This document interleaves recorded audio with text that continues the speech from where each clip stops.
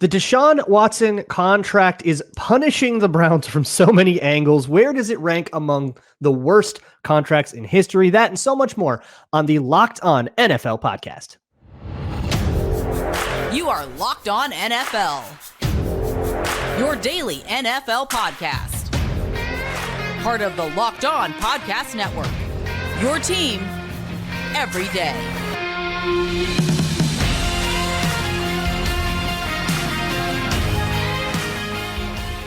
What's going on, football fans? Welcome to the Locked On NFL podcast. It's part of the Locked On Podcast Network, your team every day. I am your host, Luke Braun. I'm here with Lauren Cox. I cover the Vikings. He covers the Bears. Little bit of a weird schedule mix-up this week, thanks to my Vikings playing on Monday Night Football. I was kind of busy Monday night, couldn't record with Ross, but they did call the 49ers frauds. So go check out that episode when you're done with this one. But for us, Lauren and I are going to be talking about Deshaun Watson.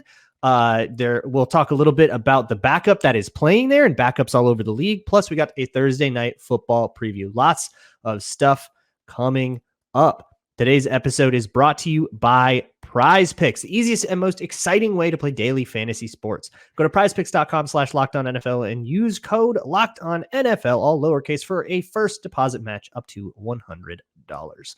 So, let me pull up the contract details real quick here of the Deshaun Watson deal. But I saw a tweet that called it like the worst contract ever. And I wanted to ask you what you think is the actual worst contract ever in the history of the NFL, Lauren. Is it this one or is it something else? It feels like part of this is just the timing in the history of NFL collective bargaining and television rights deals that make one seem so much worse. Like I'm not good enough at math or economics to adjust for, it wouldn't be like inflation in the same sense, but adjust for like percentage of the salary cap. How bad this deal compares to a deal from even 15 years ago, where when a contract started reaching $100 million, we were like, whoa. And all of a sudden we're in the $200 and $300 million on a deal. And it seems 2 or 3 times bigger. I mean, it is 2 or 3 times bigger, but so is the salary cap raises at the same price. So, I mean, to me, the fact that it's fully guaranteed is what really puts this over the top. The fact that it was such a historic deal when it was signed, it was the reporting / rumors was that other NFL owners were mad at the Browns, not only for just trading for Deshaun Watson in all of the bad PR that comes with that, but then also giving a player that first truly fully guaranteed contract across the board that was maximum price fully guaranteed, not just Kirk Cousins gets a couple of fully guaranteed years, but this is a behemoth NBA style contract handed to a quarterback, where if it was Patrick Mahomes, maybe you could understand it when it's truly the very tip top of the NFL, the elite of the elite. And they thought maybe Watson could continue to ascend in that direction. But the fact that it was so historic and has gone so historically then bad, even at a lesser deal, it's a historically bad trade for the Browns. But given that it's a historically huge contract and guaranteed, and a historically bad performance for Deshaun Watson, you're sort of multiplying or at least adding, as we keep more math to the theme here, adding the historically bad, the historicness to it that makes it, feels to me like it doesn't seem too prisoner of the moment to say that's bad. I mean, it's going poorly, right? There are a few caveats that I think are fair to the Browns. One is, if we're going to talk about the contract, we're already being overly charitable to the Browns because they also paid draft capital, and we're that's kind of a separate conversation, but that's something to keep in mind. Also, he's been injured. That happens, right? You can't really control that no matter who you sign. So even with all of that, giving them a little bit of charity for those things, you also sold the organization's soul. And a lot of Browns fans have left their fandom over it. That's just a fact. Whether you agree with them doing so or not, that's a thing, that a cost that the Browns incurred. So for all of that, $256 million fully guaranteed, and because those cap hits are so high, they're going to keep having to restructure them. And that cap hit's going to get higher and higher and higher every year until they find a way out from under this thing, which Deshaun Watson's collecting that money one way or another. That's already been written in ink. And the only way for the Browns to get out of it is to convince some other team to take it on, which I don't know how you can do. He's not cuttable. And I don't know who's going to take on this disastrous thing. He has played so far in a year and change. He's played 10 games for the Cleveland Browns. In those 10 games, the Browns are 6-4. Deshaun Watson has a completion percentage under 60%. It's not my favorite stat, but that's pretty intense. He has thrown 11 touchdowns, 8 interceptions, and he has a pass rating of 79.8, which is something you may have seen in the 1970s. It's been statistically very poor. You can do all kinds of gaudy stuff about like he's making this much money per touchdown. It is a really bad situation. That said, if you're a Browns fan, you can kind of still look at it and say, well, maybe things just aren't in the right rhythm and maybe things can turn around here. But it feels like this is the kind of thing that's going to end with, Andrew Berry getting fired and Kevin Stefanski getting fired and the Browns going all the way back to the reset hell that they were in the beginning of the 2010s. So I guess the question is, where does this rank among some of these other ones? I just pulled up a quick Bleacher Report listicle about the worst NFL contracts in history. It's a touchdown wire listicle. At the top of this list, everybody put down your guess. I know you already know it, Lauren. Everybody put down your guess for what the top is at the top of this list. Pause the show. Okay. Are you back? It's Albert Hainsworth, 7 years, $100 million, back in 2009. And it was a spectacular disaster. I'm sure you all remember it. I'll never forget him getting blocked on a play and then like laying down on his stomach, thinking the play was over. And then the play kept going for another like 5 seconds. And he was just laying there looking around, waiting for the play to be over, like the first or second game after he'd signed that contract. Yes. He did not make it to his second camp because he couldn't pass a physical. It was like that bad. It wasn't just he didn't quite produce enough to make good on that contract. And later he would express regret about taking it at all and said he should have taken less money to stay with the Tennessee Titans. This particular article, which is from last year, also has the Jared Goff contract, which had just been traded out to the this was a year after Jared Goff got traded.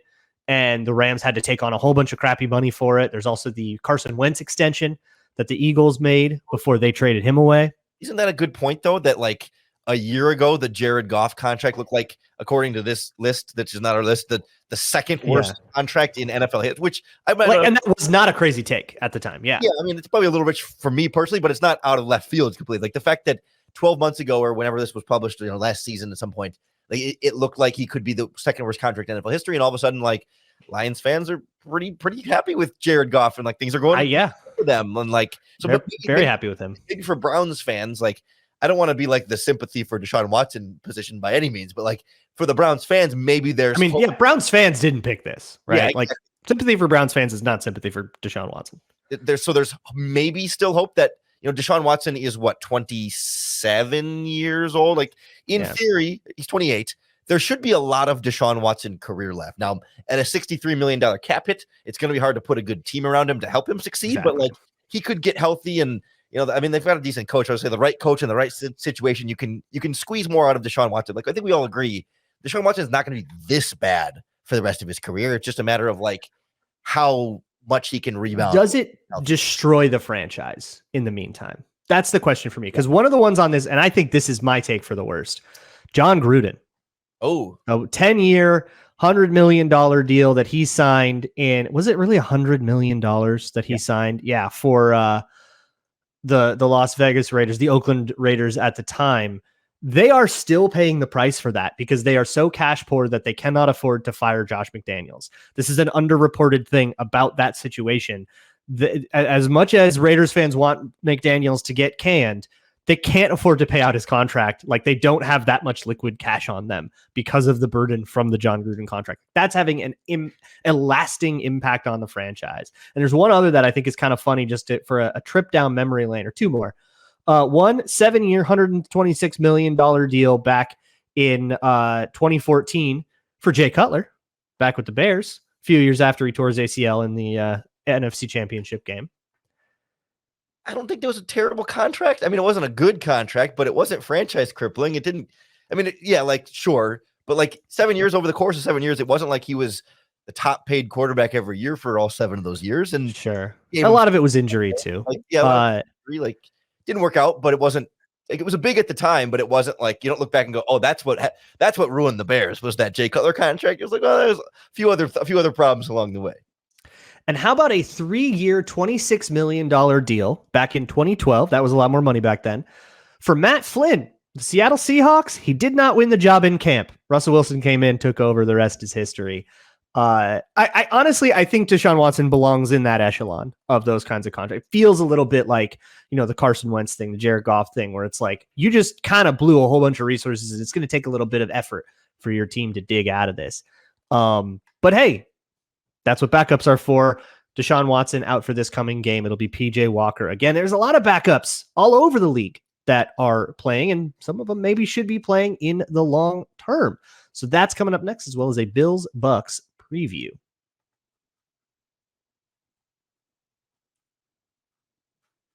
This episode of Locked On NFL is brought to you by our friends at DoorDash. Whether it's game day or just a weeknight, DoorDash is a great way to get food from all of your favorite restaurants and stores, from your favorite like local restaurant or the grocery store. They're all on the app, so you can shop everything you need to get game day ready. It's super handy, especially I think on game day when you don't want to go to the grocery store right before kickoff because it's going to be a zoo. Everyone's going to the grocery store right before kickoff. And then during the game, of course, you don't want to miss any of the game, but you can have DoorDash deliver your food, deliver your groceries, deliver your halftime meal. If you're getting hungry by the time you get to that third quarter, like DoorDash is a great way to have food brought right to your home, fast, easy, and convenient. And it's a great way to also support local businesses throughout your area. Certainly, it's a great way to get Lou Malnati's pizza if you're in the Chicago area. Certainly, that's where my coverage is. But wherever you are across the country, it's a great way to get some of that business without having to leave the comfort of your own home. DoorDash is the way to do it. And right now, you're going to get a deal on your DoorDash meal. You're going to get 50% off up to a $10 value when you spend $15 or more on your first order when you download the DoorDash app and enter in our promo code LOCKED23. That's 50% off up to a $10 value when you order $15 or more on your first order when you download the DoorDash app and enter that code LOCKED23. Subject to change. Terms apply.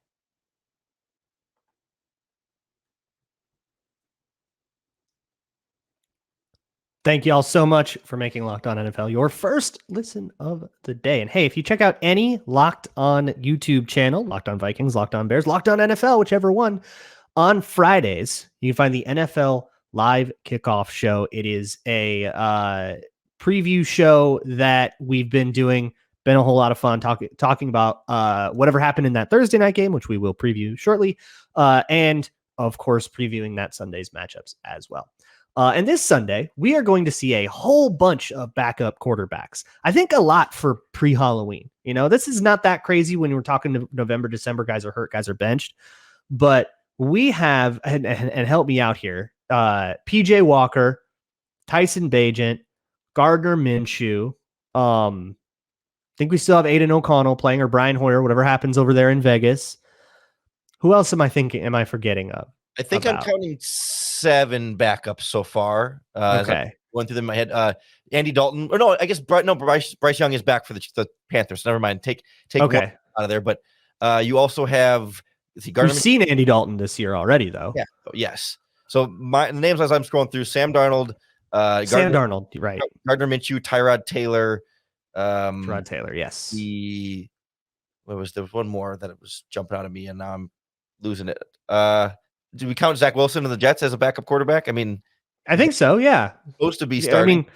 He wasn't week 1, right? Or he did not start week 1. He was not the intended guy for the Jets. Yeah, there's a lot of that going on. But I thought you had an interesting take about all of these guys, that some of them maybe perhaps should not be the backup. Maybe some of these guys have earned a start. You can kind of look at this and maybe let's start in your neck of the woods with the Bears, with Tyson Bagent. A lot of people are saying that. So I just want the update. What's going on with the Tyson Bagent? He comes in, he beats the Raiders. It looked like he played better, at least to my eye, in that Vikings game for the time he was in versus the time Fields was in.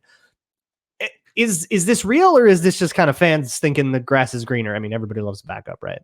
Yeah, for now, it's the grass is greener. Everybody loves the backup. It's the great story. Undrafted Division II, playing really, really well for a kid who was beating up on, the Colorado, lost to the Colorado School of Mines 12 months ago. And his dad is a 12-time world champion arm wrestler who's a great character. And he's just he's the perfect dad character for Chicago right now. Jason Bagent is easy to love, and that's great. The conversation, we can't start having the quarterback conversation until we see a little bit more. Bagent in week 7 had the lowest average depth of target of any quarterback in the NFL that week. His ADOT was 2.6 yards beyond the line of scrimmage. It was checkdowns, throwing it short, throwing it quick, underneath. Gotcha. Game managing. They ran the ball really, really well, and the defense gave him a pick 6 and another interception, and I think also a fumble. I think there were 3 turnovers by the defense, including a pick 6. They put Bagent in a position to be very successful. And I think had Justin Fields played in that Raiders game, he would have played very well. I mean, we saw him go 16-16 against the Broncos to start that game and played well against the Commanders as well. He certainly has ups and downs, but Bagent was in a very easy situation against an easy opponent. He's got the Chargers this week that could be a little bit more of a shootout. Not a great defense still, but they could ask him to do more. And then once you see Bagent do more, and I think this is the same conversation for a lot of these other backups that we're seeing, like a Tyrod Taylor in New York, where it's okay, maybe they can put him in a good position to be successful at first, but once teams have more tape on him and that offense, and once teams shut down the running game a little bit more and make that backup quarterback throw the ball and throw it vertically and have to make big plays, can he do that? And if he does, that's when you have the conversation about should he replace them as the starter. And I think the conversation is farther along with somebody like Tyrod Taylor or perhaps even a Gardner Minshew right now than Bagent. But for now, Bagent's done everything they've asked him to. They just haven't asked him to do a lot. So I'm looking around at everywhere else. I think we might also have a chance at CJ Beathard in Jacksonville, or is he won the backup job, right? Yeah. And Trevor Lawrence is questionable, so we'll see. He was questionable last week too, so I figure he plays, but we'll see, right? And there's been rumors of Malik Willis or one of the Titans backups getting right. That's the other one. Well, Tannehill's hurt. They are going for Will Levis. Okay. That was announced today. I saw Tyler. Yeah, you're right. Talking on Titans talking about it. That might be one that really does have a chance, right? Rookie quarterback. Let's see what he can do. We've seen a lot from the other 3 rookie quarterbacks. I mean, Anthony Richardson got hurt, but those all the other 3 first round quarterbacks are starting. Will Levis was kind of the 4th that dropped to pick 33. So we'll see what we can get from him. But of this list of guys that is playing, is there anybody that you see that is either earning a starting spot with their team or maybe earning a starting spot with other teams in the next offseason? Yeah, I mean, to me, Tyrod Taylor's always been that guy who's been a borderline starter, and teams haven't been super keen on opening him up in that competition. He's always been the guy who's there for you when you need him, but hasn't been able to lock down a spot. And certainly I wouldn't expect a team to go outright make him their guy. But if I'm a team that's going to draft a rookie or need a bridge or have a kind of a competition, I think he's a guy who can absolutely step into a role like that and have a shot to do it. Beyond that, I mean, it would have to be one of these young guys kind of stepping up and really taking that, like you mentioned with Will Levis kind of taking in that spot. Because a lot of the backups in the NFL right now are guys that we know they're not great. I mean, maybe if Zach Wilson can keep holding it together and go on to another team next year, but it's not a lot. And even I think it's a little early to put Bagent in that conversation either. Still quality backup guy, but not oh yeah, somebody should start him. For me, might be Sam Darnold. He looked sharp in the preseason, and I think that he's in the white privilege offense, the Kyle Shanahan offense that makes everybody look great, right? I think that's a situation that can totally spin itself into, Sam Darnold contract expires and then suddenly he's the guy you sign when you've drafted a rookie to go, he's your Andy Dalton now. And he might have an Andy Dalton type career for the rest of his time in the league. But it'll take a couple of good games. San Francisco 49ers coming off that 2-game losing streak. They're reeling. The Bills might be reeling after their loss. The Bucks suffered a tough loss to the Eagles and then a tough loss to the Falcons. They're reeling. Both those teams are coming into Thursday Night Football, trying to keep their seasons from going off the rails. Keep good seasons from going off the rails. A very interesting game coming up and we are going to chit chat about what we think might happen in a minute. This episode of Locked On NFL is brought to you by our friends at FanDuel, America's #1 sportsbook. If you haven't checked out FanDuel yet, now is the time to do it, because if you place any $5 bet on FanDuel, they're going to add $200 into your account as bonus bets, guaranteed. So if you place a $5 bet, if your bet's right, you get your winnings plus $200. You place your bet and you get it wrong, that's okay. You're still going to get $200 from FanDuel. It's a $5 bet on anything on FanDuel. Like this Thursday night game, the spread right now on FanDuel is Buffalo Bills are 8.5-point favorites over the Bucs. The money line straight up is Bucs plus 340 or Bills minus 430. And the over-under is set at 43. But of course, they got lines for all the games across the NFL, across all of sports. There's prop bets and so many more fun ways to play with FanDuel. Right now, you're going to get that $200 in bonus bets if you go to FanDuel.com/locked-on. That's FanDuel.com/locked-on. FanDuel, official partner of the NFL. This episode of Locked On NFL is also brought to you by our friends at Jase Medical, the makers of the Jase case. It's a personalized emergency medication kit that contains 5 essential antibiotics that treat the most common and deadly bacterial infections. It's a great way to make sure you and your loved ones are prepared just in case, because you look around right now, pharmacies and other pharmaceutical companies are dealing with shortages, especially in antibiotics. Sometimes, if you get a prescription and you go to the pharmacy, they don't have it. They'll get a shipment and they'll give out what they can, and then they'll wait, and you're not able to get exactly what you need when you need it at all times. And that's the thing with being sick and with antibiotics, is you never know exactly when you're going to need it. You can't schedule out when you're going to get sick, although we're certainly getting closer and closer to that time of year when that perks up. And having a Jase case is a peace of mind to have your antibiotics with you at all times. Don't get caught unprepared. Be empowered to care for yourself and your loved ones during the unexpected. All it takes to get a Jase case is to fill out a simple online form, and in some cases, jump on a quick call with one of their board-certified physicians. If you want to get one of your own, go to jasemedical.com and enter in our promo code LOCKEDON at checkout to get a $20 discount on your order. That's promo code LOCKEDON at jasemedical.com. Lauren, let's jump right into it. Buffalo Bills playing the Tampa Bay Buccaneers, Josh Allen versus Baker Mayfield. I think this is a fascinating test for Josh Allen, who will go with up and down this year. He's had some stinkers, and that Bucs defense is good. What do you think happens? To me, I'm not totally sold on this Bucs defense either. They've played well, but they're just, they're aggressive and blitzy, and maybe that'll match up well with, going up against Josh Allen and trying to sort of get under his skin. I mean, he's not a quick release, underneath rhythm passer himself. So perhaps he's got a different solution to that problem. Yeah, it's the since we mentioned Jay Cutler earlier, it's the F it, I'm going deep mentality here, which is so much fun to watch and great, and looking forward to seeing how that goes in this game when Todd Bowles says, F it, I'm sending the pass rush after you, I'm sending the blitzers, we're gonna go after this.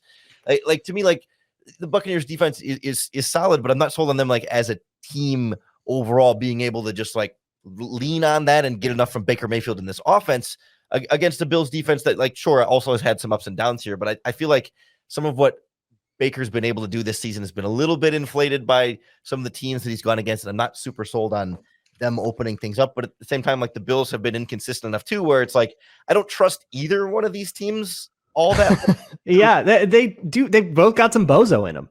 Yeah, for sure. And when you play Thursday Night Football, the bozo comes out. This is when the gremlins dance, the candles are lit. This is when you get weird. You're on a short week. The rest is weird. You're still kind of bruised from the last one. This is when it comes out.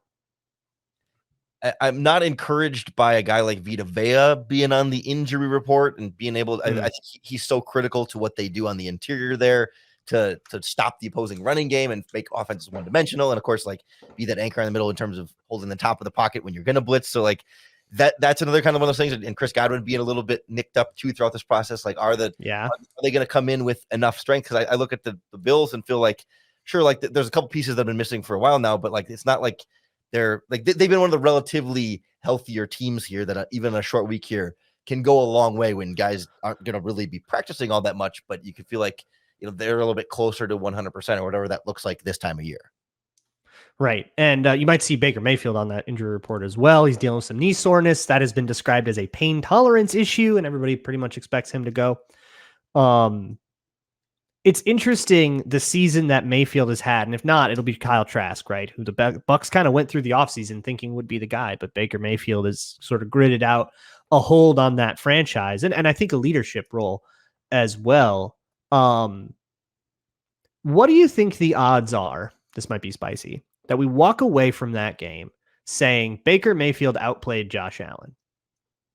Completely unconscionable thing to say this time last year. Yeah. I wouldn't put my money on it personally, but like I can see the path there. It's like, I mean, the problem is like the Buccaneers are such a bad team running the ball, and then you put all this pressure on Mayfield, and defenses get aggressive on it, and I feel like that's part of where they've struggled this season. But the Bills have one of the worst run defenses in the NFL, so like something's got to give here. Like again, there's some real bozo there, but I don't necessarily trust this Buccaneers offense to get in a shootout type situation, and I don't know, can they fully hold down the Bills offense that's been scoring pretty consistently here, even if they haven't always been winning some of these games, but they're putting points on the board. So, I mean, like a Jamel Dean versus Stephon Diggs deal. Although I don't know how much shadowing the Bucks will do. You have to listen to David Harrison on Locked On Bucks over that. But yeah, it's a bruised. I mean, both quarterbacks are dealing with injuries. Both are going to play through stuff. This is sort of where you separate the men from the boys. When, both these teams are not easy outs, right? We're not just like showing up and playing the Giants who just like fall on their face every once in a while. This is a short week. Everybody's hurt. What do you got in you?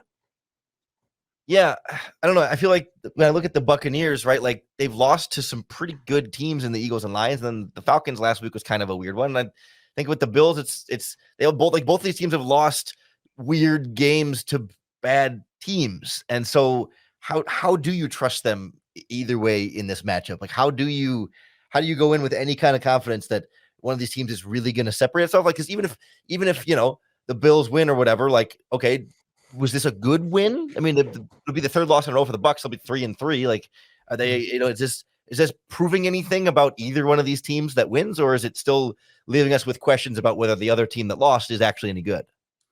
Yeah, when it comes to short week games. And this is something that is true of everybody who listens of every show we talk about on Wednesday, right? But it's not Alex and Tyler this time, so we get to talk about it for the first time. But when it comes to short week games, I say you get out of there with a dub, you did it. There's so much stuff that's working against you, and it's such a challenging thing to do on both sides that I don't need this to be a pretty win if I'm a Bucs fan or a Bills fan. At 16-14 and you get out of there with a W in the column, we take those. I'd be totally fine with it.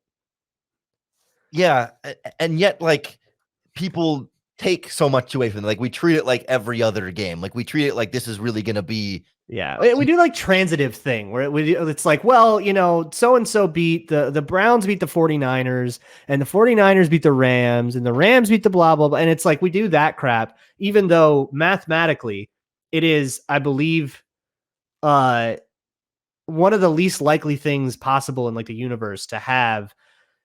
Once we're out of winless teams and out of undefeated teams, be able to do the like circle of parity. With 32 teams, mathematically, it's like this astronomical odds. It's like technically possible, but it's this astronomical odds thing. The second everybody has won a game and everybody has lost a game, you can do that transitive thing in a circle with all 32 teams. And there's like I think there's a Twitter account that does it. Like every time you get you lose your last unbeaten and your last winless. I think for me in this game on a short week, teams are going to simplify. You're not going to have extensive game plans. You're not going to be able to install a bunch of stuff at practice. And to me, like, I think I can trust the Bills offense enough to like run the ball and take care of business. And I think the Buccaneers have been a little bit more spotty to try and keep up in a game like this and sort of have to pull something out of their hat with just 3 days of preparation. To me, like, I got to lean Bills here. I think I got to lean Bills as well, as much as it's possible. And you can see, like, look, they just lost to the Patriots. Who's to say that doesn't happen again? They just come out, Josh Allen throws 3 picks and it's over. Same way they lost to the Jets.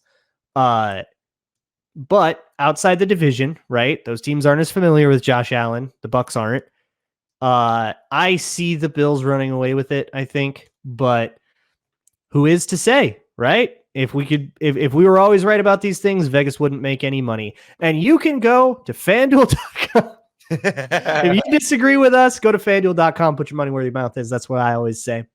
But that's going to do it for this episode of Locked On NFL. That's Lauren Cox. I am Luke Braun. Tomorrow, the boys will come on and talk about what happened in that Bills-Bucks game, as well as previewing all of the rest of Sunday's action. So get excited for that. We will see you all tomorrow on the Locked On NFL podcast.